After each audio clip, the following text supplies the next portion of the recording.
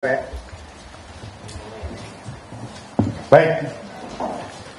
Assalamualaikum warahmatullahi wabarakatuh.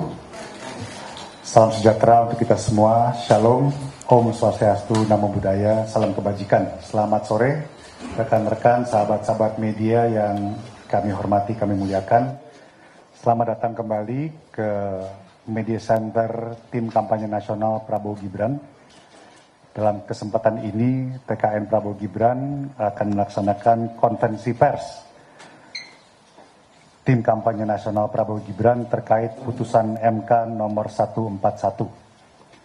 Untuk itu, bersama kita semua sudah hadir Ketua Koordinator Strategis Tim Kampanye Nasional Prabowo Gibran, Bapak Profesor Dr. Sufmi Dasko Ahmad, dan juga ditemani oleh Wakil Ketua TKN Prabowo Gibran, Dr. Habibur Rahman, dan saya sendiri sebagai Komandan Tim Bravo. Untuk itu, tanpa panjang lebar, kami persilahkan waktu kepada Ketua Koordinator Strategis TKN Prabowo Gibran, Bapak Profesor Dr. Sufmi Dasko Ahmad.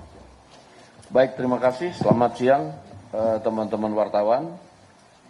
Hari ini Tim Kampanye Nasional Prabowo Gibran mengapresiasi putusan MK nomor 1 terhadap putusan MK 141. Tim Kampanye Nasional Prabowo Gibran mengapresiasi putusan Mahkamah Konstitusi nomor 141 sebagai sebuah putusan yang adil dan bermanfaat. Sudah tepat langkah MK yang dengan tegas menolak permohonan pemohon untuk menguji kembali konstitusionalitas pasal 169 huruf Q Undang-Undang nomor 7 tahun 2017 yang telah dimaknai dengan putusan MK nomor 90 tahun 2023. Dengan adanya putusan 141 ini, kami berharap jangan ada lagi pihak yang menyatakan bahwa pencalonan Gibran dilakukan dengan cara yang melawan hukum dan etika. Faktanya dalam persidangan ini 8 hakim konstitusi tanpa Pak Anwar Usman yang ikut dalam sidang secara bulat menyatakan putusan nomor 90 tidak ada masalah sama sekali, bahkan dalam putusan ini sama sekali tidak ada dissenting opinion dan concurring opinion. Sehingga keberadaan Gibran sebagai representasi anak muda dalam kontestasi pemilu adalah sejarah penting bagi negeri ini. Untuk pertama kalinya generasi muda terwakili sebagai subjek pemilu, dan ini tentu sangat positif untuk meningkatkan semangat kaum muda kita. Menurut kami para peserta kontestasi pemilu sebaiknya mulai mengedepankan gagasan, visi, misi, dan program masing-masing untuk sama-sama dinilai oleh rakyat. Jangan mengotori demokrasi kita dengan propaganda hitam serta tuduhan tak berdasar hanya karena takut atau kemudian karena berkompetisi. Sekian dan terima kasih. Tim Kampanye Nasional Prabowo Gibran. Terima kasih kepada Pak Sufmi Dasko Ahmad. Dari Wakil Ketua TKN, Pak Habibur Rahman, ada yang ingin ditambahkan? Ya, kami persilakan. Saya tambahkan sedikit bahwa dalam berbagai kesempatan saya berulang kali menegaskan bahwa dalam putusan MK sama sekali tidak ada pembahasan dan juga tentu tidak ada pembuktian adanya intervensi. Ya, hal yang kemudian disebut dijadikan alasan untuk menjatuhkan hukuman pelanggaran berat terhadap saudara Anwar Usman. Ya. Jadi dalam 400 halaman putusan MK itu memang tidak ada. Kan kalau putusan dalam sebuah putusan itu kan sebuah fakta diambil dari keterangan saksi dan petunjuk alat bukti. Dan dalam putusan tersebut seluruh saksi termasuk 9 orang hakim konstitusi selaku terlapor, termasuk 4 orang saksi fakta, tidak ada satu orang pun yang menyampaikan keterangan terkait adanya intervensi. Juga alat bukti yang dihadirkan tidak satu alat bukti pun yang menunjukkan terjadinya intervensi. Nah, sehingga menjadi pertanyaan ya, kalau saudara Anwar Usman dihukum berat karena disebut membuka ruang intervensi.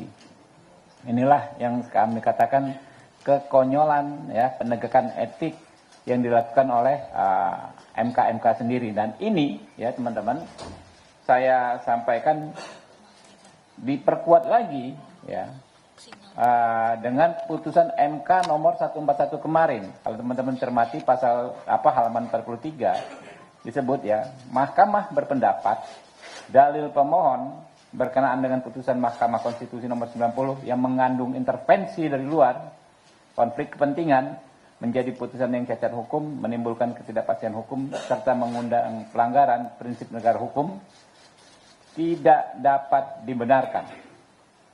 Ini apa yang bicara bukan Habibur Rahman, tapi 8 hakim MK. Ya. Di 8 hakim MK mengatakan bahwa dalil yang mengatakan, ya, dalil pemohon yang mengatakan telah terjadi intervensi dalam perkara 90, ya, itu tidak dapat dibenarkan di putusan ini.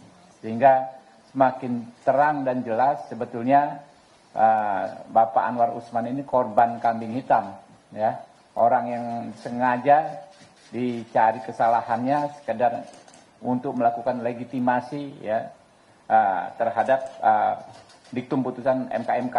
Jadi saya pikir ini menunjukkan kepada publik ya, pada kita semua bahwa memang setelah kita cermati tidak ada yang namanya intervensi tersebut, dan memang sebetulnya tidak tepat putusan pelanggaran berat terhadap Pak Anwar Usman, ya, di mana putusan inilah yang kemudian dibawa-bawa terus dan dikait-kaitkan dengan kami pasangan Prabowo Gibran, disebut diwarnai cacat hukum, diwarnai dengan cacat etika dan lain sebagainya.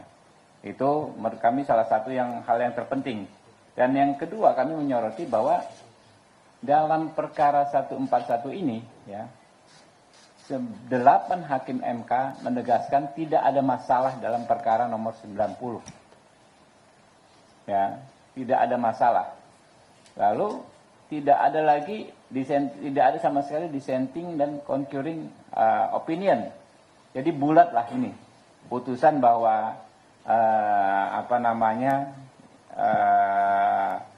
perkara 90 itu tidak ada masalah, dinilai oleh rekan-rekan sendiri adalah hal yang bulat gitu loh. Nggak ada perbedaan pendapat sama sekali. Sehingga sudahlah, kita jangan lagi praktekkan ya politik fitnah, politik framing hitam ya. Kita kedepankan tadi seperti kata Pak Dasko, kita kontestasi gagasan, kita kontestasi visi, misi, program ya, rekam jejak dan strategi kita masing-masing. Mungkin itu Pak Dasko. Ya, jadi sekali lagi kita tegaskan bahwa dengan ada putusan 141 artinya juga menyatakan bahwa putusan 90 tidak ada masalah, tidak ada cacat hukum, tidak ada cacat etika, tidak ada intervensi, dan artinya juga tidak ada hakim-hakim yang memutuskan di 90 menyatakan berduka, di 141 ya udah nggak berduka gitu loh. Karena ini diputuskan sama-sama tanpa dissenting. Demikian. Baik, terima kasih.